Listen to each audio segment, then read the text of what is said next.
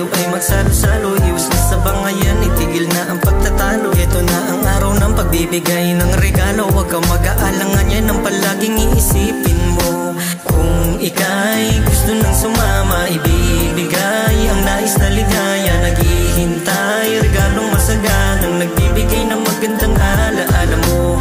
Kung ika'y gusto nang sumama, ibibigay ang nais na ligaya. Naghihintay, regalong masaganang nagbibigay ng magandang alaala mo. Iwasan ng alitan, tayo'y magdiriwang. Ito ang kaarawan ng Diyos amang sinilang. At bilang pagtanaw sa kanyang pagsakripisyo, maging mabuti sa lakat ang dapat isukli mo. Wag na wag mong kalimutan ang bawat Paskong darating.